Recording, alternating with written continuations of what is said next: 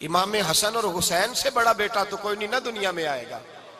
اور میرے نبی پاک نے یہ نہیں فرمایا کہ وہ جنتی ہیں، اللہ اکبر، یہ نہیں فرمایا جنتی ہیں، فرمایا جنتیوں کے سردار ہیں۔ جنتی نہیں، جنتیوں کے الحسن والحسین سید الشباب اہل الجنہ۔ امام راضی کو پڑھیے، صاحب البدایہ والنہایہ کو پڑھیے، صاحب طبقات کو پڑھیے، صاحب اسد الغابہ، جتنی صحابہ کے احوال پر معتبر کتابیں ہیں پڑھیے۔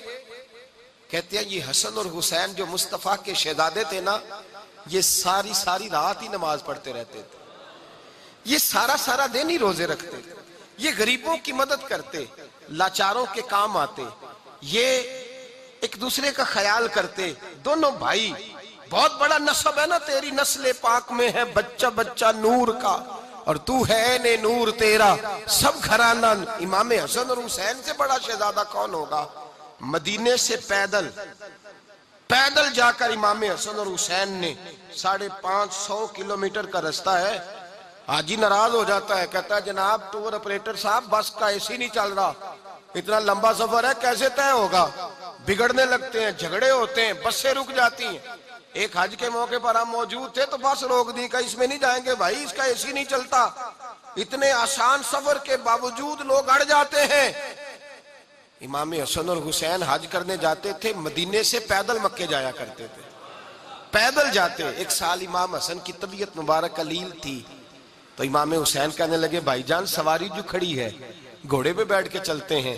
تو امام حسن رو پڑے، کہنے لگے بھائی جب کوئی مجرم کسی عدالت میں جاتا ہے تو وہ سواریوں پہ بیٹھ کے نہیں جاتا، اعزاز کے ساتھ نہیں جاتا، میں تو اپنے رب کی بارگاہ میں گناہوں کا حساب دینے جا رہا ہوں، تو مجھے کہتا ہے اعزاز کے ساتھ جا۔ امام حسین کہتے ہیں میری آنکھوں میں آنسو آ گئے۔ امام حسن کہنے لگے بھائی یہ نہ سمجھنا کہ ہم بڑے گھرانے سے ہیں تو ہمارے کردار میں کوئی کمزوری آنی چاہیے۔ فرمایا دونوں چلتے ہیں، چل کے اپنے رب کو مناتے ہیں، اس کو راضی کرتے ہیں۔ بھائی ان کے عمل کے اندر اتنی پختگی، اتنا کردار۔ امام حسین کے پاس 1,00,000 دینار آیا، 1,00,000 دینار۔ ظہر کے وقت پیسے آئے تو عصر کے وقت ختم ہو گئے۔ آپ کے صاحبزادے کہنے لگے ابا جی طامت پھٹی ہوئی تھی، اماں کہتی ہے اتنی جگہ سے سی ہے، حسین کی طامت کی اب تو جگہ بھی نہیں رہی پیوند لگانے کی، کوئی پیسے آئے تو اپنے باپ کے لیے طامت خرید لینا۔ تو امام حسین کو امام زین العابدین نے یاد کرایا تو کہنے لگے ارے بیٹا تو نے پہلے بتانا، تو اب تو سارا کچھ تقسیم ہو گیا ہے، اب تو میرے اچھا دوبارہ پیسے آئیں گے تو دیکھ لوں گا۔ کہتے پھر پیسے آئے تو پھر بٹ گئے، پھر آئے تو پھر بٹ گئے۔ میں نے کہا ابا جی 3 دفعہ تو میں یاد کرا چکا ہوں، کب لیں گے؟ کیا خوبصورت ارشاد فرمایا۔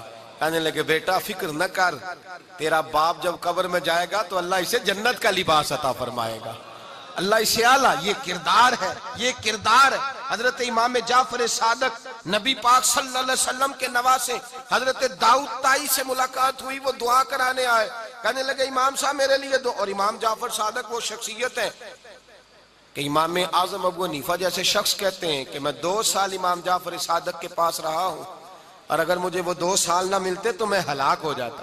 اتنا بڑا شخص حضور کے نواسے حضرت داؤد طائی دعا کرانے آئے۔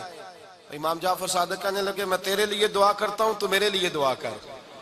کہا حضور میں آپ کے لیے دعا کروں؟ آپ نواسہ رسول ہیں، جگر گوشہ بطول ہیں، میں دعا کروں حضور کے نواسے کے لیے؟